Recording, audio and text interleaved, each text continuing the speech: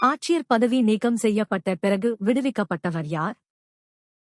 இராமநாதபுரத்தில் ஆட்சியர் ஜாக்சனை சந்தித்த போது ஏற்பட்ட மோதலில் கட்டபொம்மனின் அமைச்சர் சிவசுப்பிரமணியம் பிள்ளை கைது செய்யப்பட்டார்.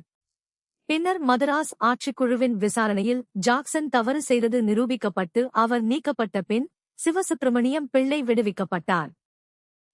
கட்டபொம்மன் இராமநாதபுர சந்திப்பின் போது தப்பித்துச் சென்றார். அவர் கைது செய்யப்படவில்லை. 1690 சுதநிதியில் ஒரு தொழிற்சாலையை நிறுவியவர் யார்? ஆங்கில கிழக்கிந்திய கம்பெனியின் முகவரான ஜாப் சானாக் 1690 சுதநிதி என்ற இடத்தில் ஒரு வர்த்தக மையத்தை நிறுவினார். இந்த இடமே பின்னாளில் கல்கத்தா, கொல்கத்தா மாநகரமாக உருவெடுத்தது. தெற்கு மாகாணங்களை மீண்டும் கைப்பற்றுவதில் த்ரோஸின் நிலைப்பாடு என்னவாக இருந்தது? த்ரோஸ் ஷா துக்ளக் தென்னிந்திய மாகாணங்களை மீண்டும் கைப்பற்றுவதில் ஆர்வம் காட்டாமல் வட இந்திய ஆட்சியை நிலைப்படுத்துவதிலேயே கவனம் செலுத்தினார். அவர் போர்களைத் தவிர்த்து பொதுப்பணி மற்றும் நிர்வாக சீர்திருத்தங்களுக்கு முக்கியத்துவம் அளித்தார். ஜேஹூகில் மேத்தா தொகுதி 2 எழுதிய புத்தகத்தின் பொருள் என்ன? ஜேஹூகில் மேத்தா எழுதிய advance study in the history of medieval India நூலின் 2ஆம் தொகுதி முகலாய பேரரசின் எழுச்சி மற்றும் வீழ்ச்சியை விரிவாக விளக்குகிறது. இது போட்டித் தேர்வுகளுக்கு முகலாய வரலாற்றை படிக்க ஒரு முக்கியமான ஆதார நூலாகும். சுட்கஜெண்டோர் எந்த நாகரிகத்துடன் தொடர்புடையதாக குறிப்பிடப்பட்டுள்ளது? சுட்கஜெண்டோர் என்பது சிந்து சமவெளி நாகரிகத்தின் மேற்கு எல்லைப் பகுதியாக தற்போதைய பாகிஸ்தான் ஈரான் எல்லையில் அமைந்துள்ளது. இது ஹரப்பா மக்களின் கடல்வழி வணிகத்திற்கு ஒரு முக்கிய துறைமுகமாக செயல்பட்டது. இறந்தவர்களின் உடல் எச்சங்களுடன் புதைக்குழிகளில் வைக்கப்படும் பொருட்கள் எவ்வாறு அழைக்கப்படுகின்றன?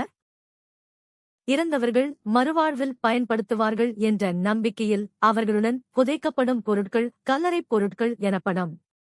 இவை பண்டைய மக்களின் கலாச்சாரம் மற்றும் சமூக நிலையை அறிய உதவுகின்றன. எந்த நூல் தெலுங்கு இலக்கியத்தில் ஒரு தலைசிறந்த படைப்பாக கருதப்படுகிறது? விஜயநகர பேரரசர் கிருஷ்ணதேவராயர் எழுதிய ஆமுக்தமால்யதா தெலுங்கு இலக்கியத்தின் மிகச்சிறந்த காவியமாக கருதப்படுகிறது. இது ஆண்டாளின் கோதை தேவி கதையை விவரிக்கும் ஒரு பக்தி இலக்கியமாகும். தங்கத்தினாலான மணிமகுடங்களின் மெல்லிய தகடுகளில் என்ன வடிவங்கள் இருந்தன? ஆதிச்சநல்லூர் போன்ற இடங்களில் கண்டெடுக்கப்பட்ட தங்க மணிமகுடங்களின் மெல்லிய தகடுகளில் புள்ளிகள் மற்றும் முக்கோண வடிவங்கள் அலங்காரமாக செதுக்கப்பட்டிருந்தன. இவை பண்டைய தமிழர்களின் உலோக வேலைப்பாட்டு திறனுக்கு சான்றாக விளங்குகின்றன. பிரதிகாரர்களின் முதல் முக்கிய ஆட்சியாளர் யார்? முதலாம் நாகபட்டர் கிபி 8ஆம் நூற்றாண்டில் கூர்ஜர பிரதிகார வம்சத்தின் வலிமைமிக்க அடித்தளத்தை அமைத்த முதல் முக்கிய ஆட்சியாளர் ஆவார். இவர் சிந்து பகுதியிலிருந்து படையெடுத்து வந்த அரேபியர்களை முறியடித்து தனது ராஜ்யத்தை பாதுகாத்தார். மகள்வாரி குடியேற்றத்தின் கீழ் மதிப்பீட்டு முறை என்னவாக இருந்தது? 1822 அறிமுகப்படுத்தப்பட்ட மகள்வாரி முறையில் மகள் அல்லது கிராமம் ஒரு அலகாக கருதப்பட்டு நிலவரி நிர்ணயிக்கப்பட்டது. கிராமத் தலைவர் லம்பர்தார் வரியைச் சேகரித்து அரசிடம் செலுத்தும் பொறுப்பைக் கொண்டிருந்தார்.